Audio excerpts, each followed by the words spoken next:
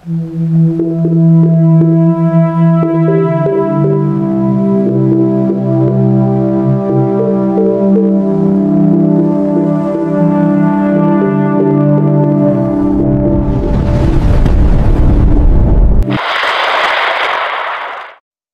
araw po sa inyong lahat. Narito ang pinakahuling update tungkol sa Bagyong Uwan. Sa kasalukuyan, ang Bagyong Tino ay tuluyan ng lumayo sa ating bansa, kaya wala na itong direktang epekto sa atin. Bukod sa Bagyong Tino, mayroon pa tayong binabantayang bagyo sa silangang bahagi ng Visayas. Ito ay nasa loob na ng Philippine Area of Responsibility at pinangalan ng Uwan na may international name na Fongwong. Ito ay nasa kategoryang typhoon na may lakas ng hangin umaabot sa 120 km/h at may pagbugso na 170 km/h. Kumikilos ito pahilaga-kanluran sa bilis na 20 km/h. Base sa ating latest satellite image, bahagya na itong nagpapaulan sa silangang bahagi ng ating bansa. Kapansin-pansin na ang mga call upon nito ay bahagyang nahahagip ang Surigao City, Cabadbaran, Bislig, Cagayan de Oro, Northern Mindanao, at Manay sa bahagi ng Mindanao. Sa silangang bahagi naman ng Visayas, nakakaapekto na rin ang trap ng Bagyong Uwan sa Eastern Samar, Northern Samar, at Samar, kabilang ang mga lugar sa Leyte, Biliran, at Bicol Region. Sa mga nasabing lugar, mag-ingat po tayo at maging alerto sa mga posibleng pagbaha at pagguho ng lupa. Asahan sa mga susunod na oras ang pagdami ng mga maaapektuhan ng pag-ulan dahil habang papalapit ang Bagyong Uwan sa silangang bahagi ng Visayas at Bicol Region, mas marami ang makakaranas ng malalakas na pag-ulan na maaaring magdulot ng pagbaha sa mga mabababang lugar at posibleng pagguho ng lupa. Kaya naman, lubos po namin pinag-iingat ang ating mga kababayan, lalo na't mayroon tayong bagyong mino-monitor na posibleng maging super typhoon bago maglandfall sa ating bansa, lalo na sa silangang bahagi ng Luzon. Dahil sa Bagyong Uwan, may nakataas na weather advisory o babala sa malakas na pag-ulan ngayong araw.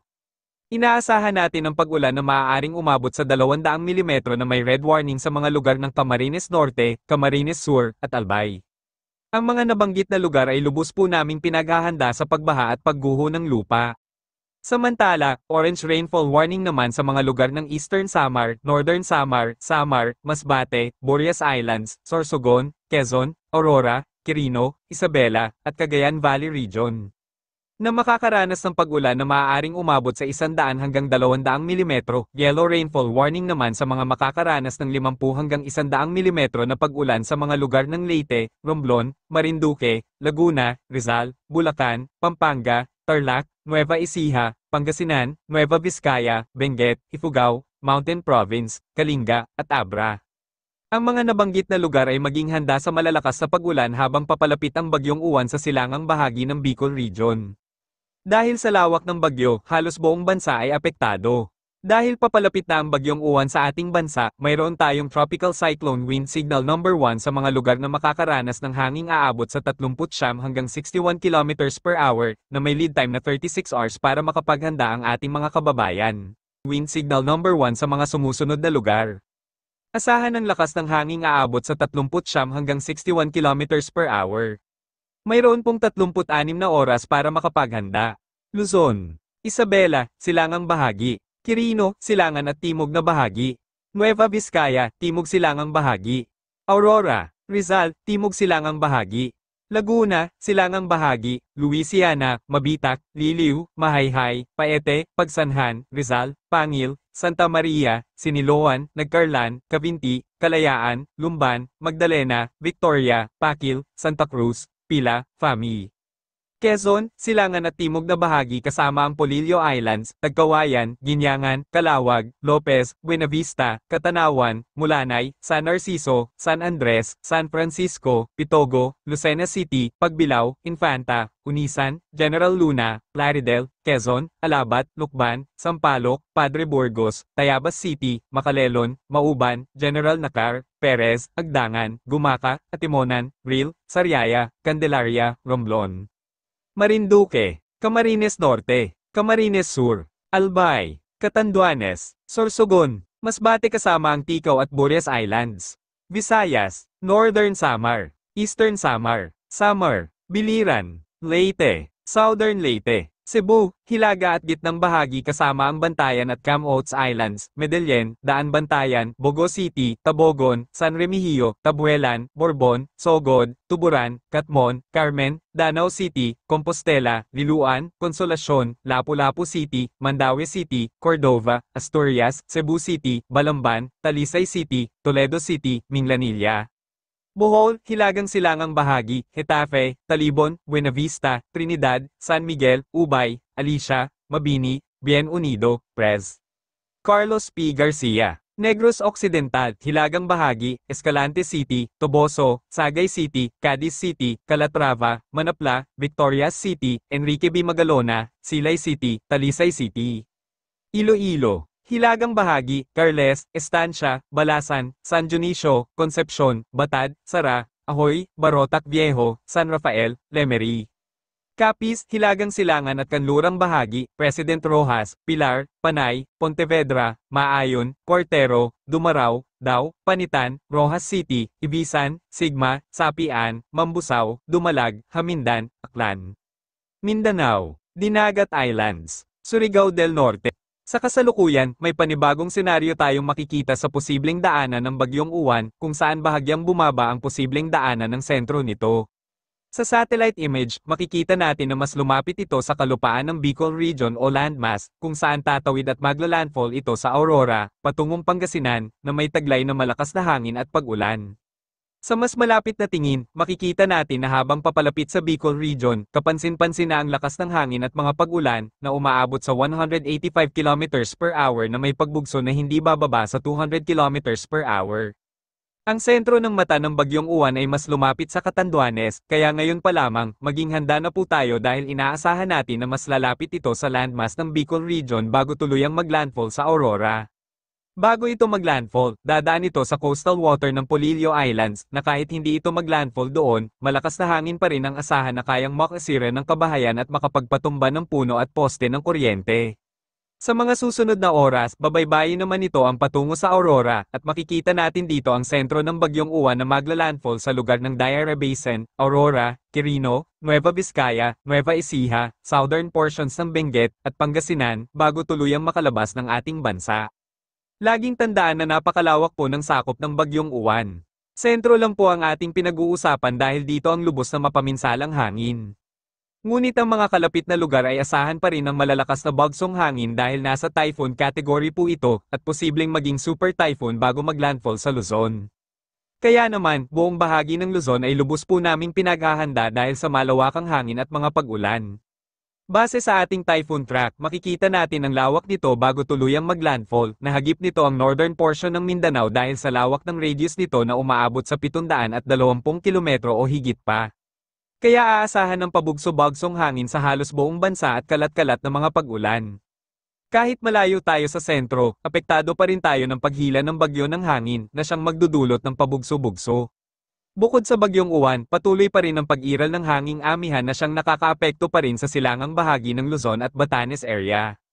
Kaya naman ngayong araw, asahan pa rin natin ang maulap na papawirin at mga kalat-kalat na pag-ulan sa lugar ng Cagayan Valley Region, Isabela, Aurora, at Quezon dahil sa epekto ng hanging amihan.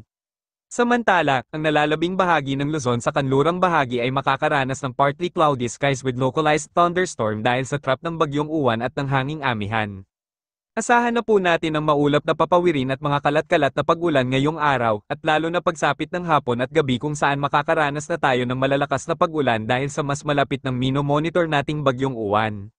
Ang ating mga nabanggit na lugar ay hindi lamang po iyon ang uulanin. Laging tandaan na habang lumalapit ang Bagyong Uwan sa ating landmass, mas maraming lugar ang makakaranas ng mga pag-ulan, na asahan natin na tuloy-tuloy ito habang lumalapit ang bagyo. Kaya maganda at manatiling maging alerto at updated sa mga bagong ulat panahon na aming ilalabas. Para maging updated sa mga bagong ulat panahon, mag-subscribe po kayo sa aming YouTube channel para sa mga latest update ukol sa mino-monitor nating Bagyong Uwan. Para naman sa magiging lagay ng panahon sa Visayas, asahan na po ang maulap na papawirin at mga pag-ulan sa halos buong Visayas dahil sa inaasahan natin na paglapit ng bagyo. Makikita natin sa satellite image na napakalawak po ng sakop nito, at kapansin-pansin po ang kulay pulang kulay at blue na nangangahulugan po iyan ng mga pag-ulan, at malalakas po yan. Kaya lubos natin pinaghahanda ang ating mga kababayan sa biglaang pagragasa ng tubig sa mabundok na lugar na siyang mapaminsala na siyang nagpapalubog sa ating mga kababayan na nasa mababang lugar. Na ating matatandaan sa nagdaang bagyong Tino na marami ang napaulat na nasawi na umaabot sa 77 katao dahil sa malakas na hangin at sinasamahan pa ng malakas na baha na siyang maraming napaulat na nawala hanggang sa kasalukuyan at patuloy pa rin pinaghahanap. Kaya sana hindi na po mangyari ang ganong pangyayari. Kaya makinig po tayo sa abiso ng mga local government unit at maghanda sa kakailanganin sa parating na bagyong uwan at mangyaring magkaroon ng tamang impormasyon kung sakaling magkahiwalay kung saan kayo dapat tumungo. Para naman sa magiging lagay ng panahon sa Mindanao, asahan na rin ang mga maulap na papawirin at mga kalat-kalat na pag-ulan dulot ng bagyong uwan sa area ng Zamboanga Peninsula, Northern Mindanao, Caraga Region, kabilang sa area ng Davao Region, na kung saan bahagya ng nahahagip ng trap ng bagyo o mga call upon na siyang magpapaulan. Para sa magiging lagay ng panahon sa Palawan, sa kasalukuyan, improving weather pa rin ang ating inaasahan na may bahagyang maulap na papawirin, ngunit manatili pa rin maging alerto at updated dahil sa susunod na mga oras habang papalapit ang bagyo, makakaranas na rin ng kalat-kalat na pag-ulan dulot ng bagyong uwan. Para naman sa magiging lagay ng ating karagatan,